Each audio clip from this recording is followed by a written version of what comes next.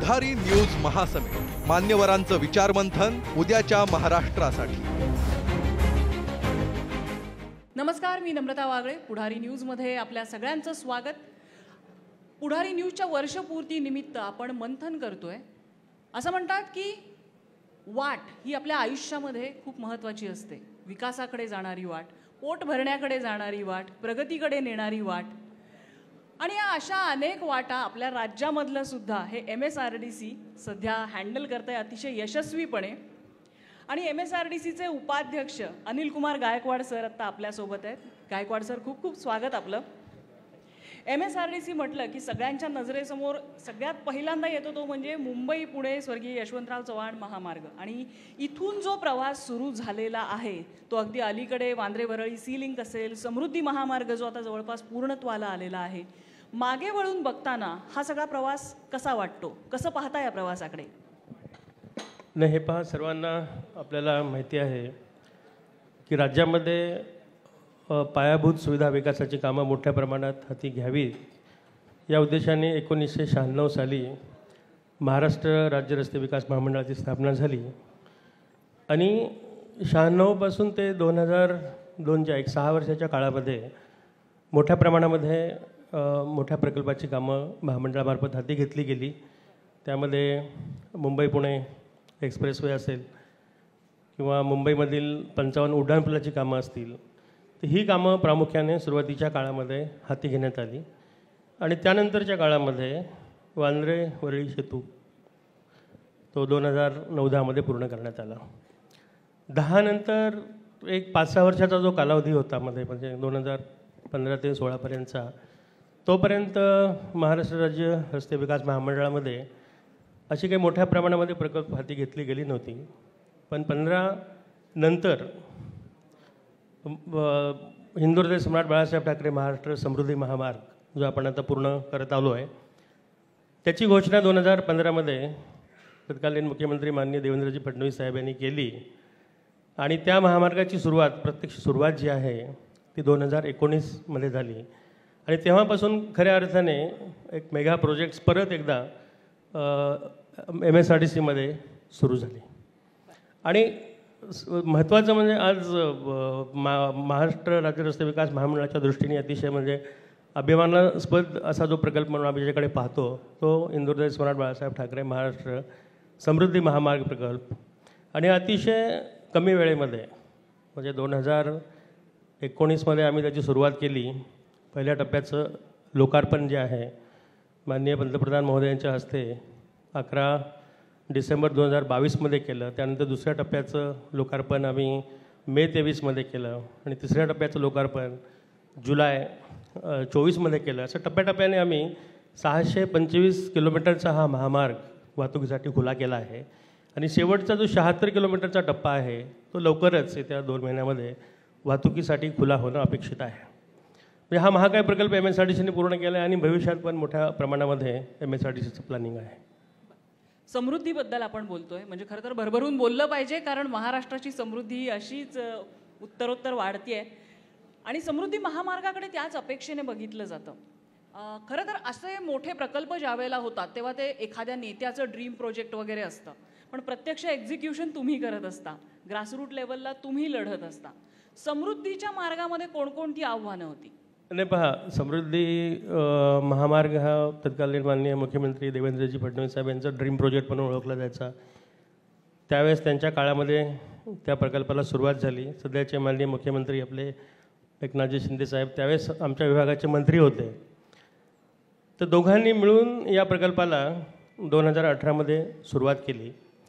आणि या प्रकल्पाच्या बाबतीमध्ये एक मी महत्त्वाचं सांगू इच्छितो की सुरुवातीच्या काळामध्ये लँड ॲक्विजिशन हे खूप म्हणजे मोठं आव्हान होतं। प्रकल्पाला सुरुवातीच्या काळात खूप विरोध होता। छत्रपती संभाजीनगरच्या परिसरात, नाशिकच्या सिन्नरच्या परिसरामध्ये, विदर्भातल्या अमरावतीच्या परिसरामध्ये अशा 2-3 ठिकाणी खूप मोठ्या प्रमाणामध्ये विरोध होता। त्यावेळेस आपले माननीय मुख्यमंत्री एकनाथजी शिंदे साहेब स्वतः मैदानात उतरले। त्यांनी शेतकऱ्याशी संवाद साधला आणि आम्ही कन्सेंट बेसवरती 90% जास्त खरेदी जमीन केलेली आहे। म्हणजे 8,800 हेक्टर एवढी जमीन आम्हाला महामार्गासाठी लागली। तर पहिलं कन्सेंट ॲग्रीमेंट जे साईन केलं गेलं त्यावरती साक्षीदार म्हणून शिंदेसाहेबांनी स्वाक्षरी केली आणि तेव्हापासून खऱ्या अर्थाने लँड ॲक्विजिशनच्या कामाला सुरुवात झाली आणि त्यांनी प्रत्यक्ष स्वतः जातीने लक्ष घालून हे लँड ॲक्विजिशनचं काम वेगाने पूर्ण केलं. 10 महिन्यामध्ये आम्ही हे लँड ॲक्विजिशनचं काम पूर्ण केलं. समस्या आल्या बऱ्याच, म्हणजे समस्या आल्या, पण वेळोवेळी त्या सोडवत गेल्या. लँड ॲक्विजिशन तुम्ही म्हणालात, भूसंपादन मुख्यत्वे शेतकऱ्यांची जमीन होती आणि शेतकरी आणि त्याच्या जमिनीची नाता म्हणजे ते नाळ जुळल्यासारखं असतं. म्हणजे सोपा नसणार आहे हा प्रवास. काही किस्से आठवतात त्यावेळेला, कारण आम्ही फक्त आरोप ऐकतो त्यामध्ये की शेतकऱ्यांनी आरोप केला, समृद्धी उभा राहिला मार्ग आणि आमच्या शेतात पाणी साठलं, किंवा समृद्धी महामार्ग उभा राहिला, आमची शेती त्यामध्ये गेली, असं तक्रारीचा सूर आम्ही ऐकतो. पण मला वाटतं चांगले मोमेंट्स सुद्धा यामध्ये नक्की असतील, काही खास आठवणी असतील.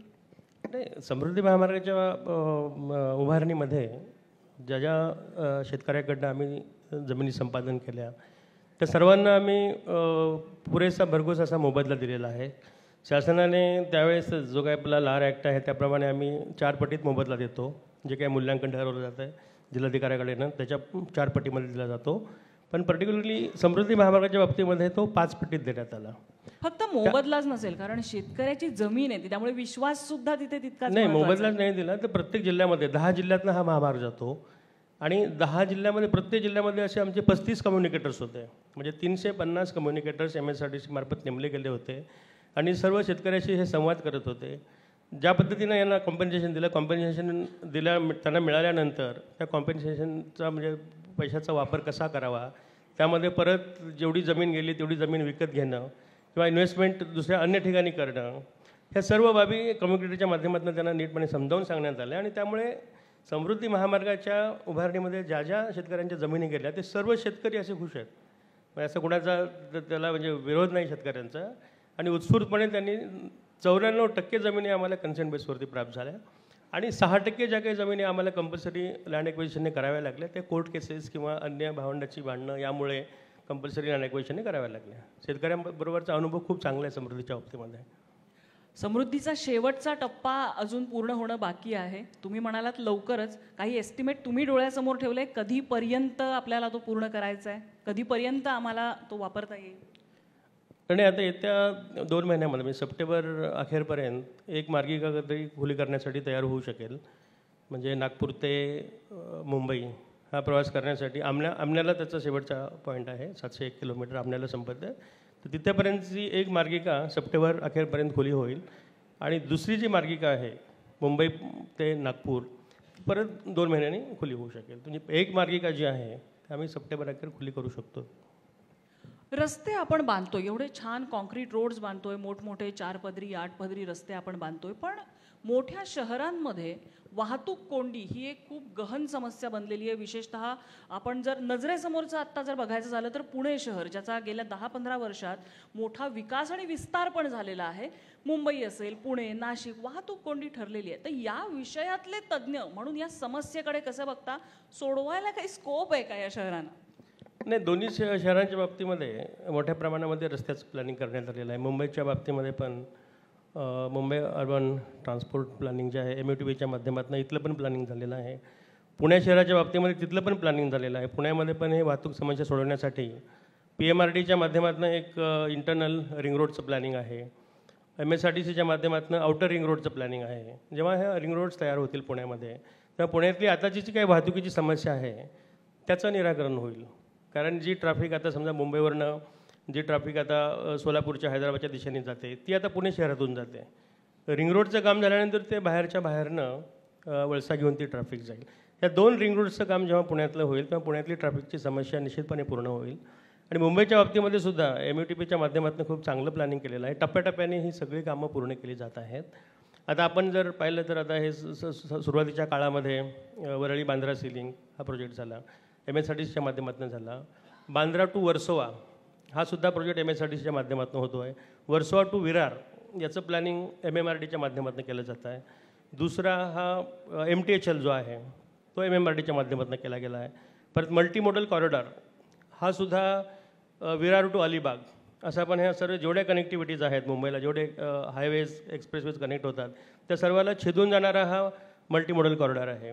म्हणजे अगदी आपण MTHLवरनं जायला सुरुवात केली तर MTHL जिथे संपतो तिथून परत मल्टीमोडल मार्गे परत आपण विरारला येऊ शकतो आणि विरार मार्गे परत बांद्रा आणि मुंबई अशा पद्धतीचा रिंग रोड भविष्यात तयार होईल. आणि जेव्हा हे प्रकल्प पूर्ण होतील, आता मी मगाशी सांगितल्याप्रमाणे, तर मुंबईची जी आत्ताची ट्रॅफिकची समस्या आहे ते पूर्णपणे संपून जाईल. तुम्ही दोन मोठे प्रकल्प त्याच्याबद्दल बोललात, एक म्हणजे पुणे रिंग रोड आणि दुसरं वर्सोवा विरार सागरी सेतू. आपण दोन्हीबद्दल बोलूया. पहिल्यांदा पुणे रिंग रोड, म्हणजे बरेच वर्ष होतं की होणार होणार होणार, आता सुरू आहे की होतोय होतोय होतोय. कुठवर आलंय त्याचं काम, रिंग रोडचं काम कधीपर्यंत पूर्णत्वाला जाईल ते?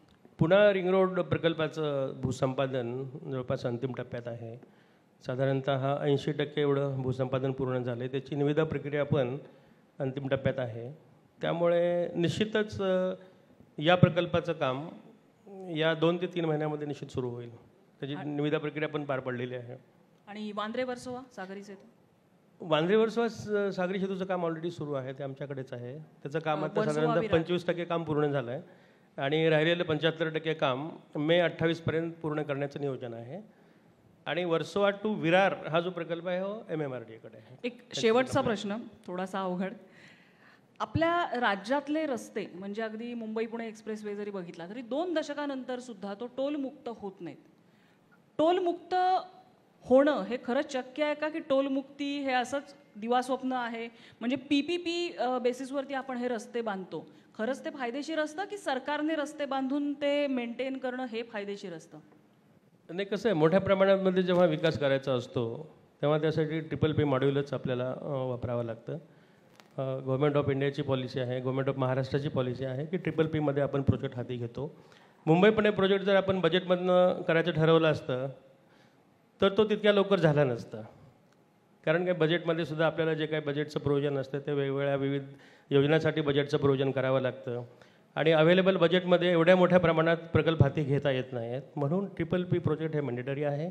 आज मुंबई पुणे प्रकल्प आपण BOTच्या माध्यमातून जरी केला, टोलच्या माध्यमातून जरी केला, तरी आपण त्याचं जर ॲनालिसिस केलं, आपण जे काही त्याला व्हेकल ऑपरेशन कॉस्ट लागते आणि टोल द्यावा लागतो, तर अल्टिमेटली त्याची सेविंग होते. त्याचा अभ्यास केला गेला आहे. कारण गडकरी साहेबांनी पण बऱ्याच ठिकाणी बऱ्याच फोरममध्ये त्याचा उल्लेख केला आहे की टोल रोड हे सर्वसामान्यांना वाटतात की हे खिशाला म्हणजे अगदी भार पडणारे आहेत किंवा खिशाला त्याचा भार जास्तीचा पडतो, असं काही नसतं. ते व्हेकल ऑपरेशन कॉस्टचा जर आपण विचार केला तर त्याचं जे काही फ्युअल सेविंग असेल किंवा त्याचं काय मेंटेनन्स रिपेअरमध्ये जे काही सेविंग होते त्यापेक्षा टोलचा जो खर्च होतो तो कमी असतो, हे सिद्ध झालं आहे.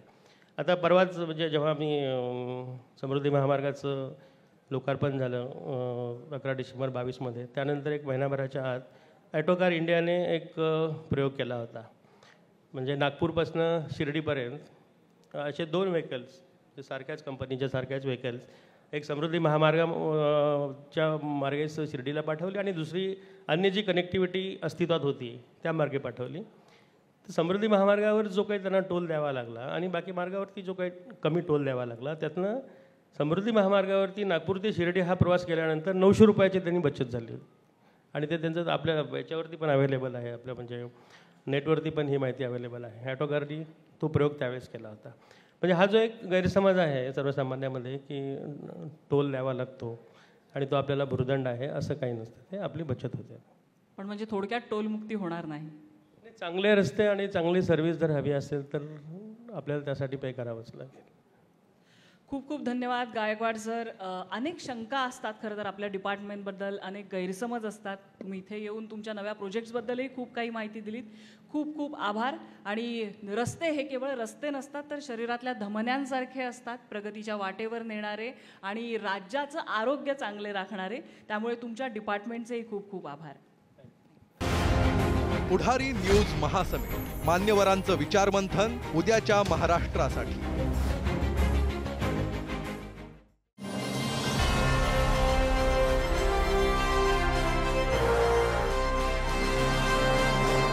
Thank you.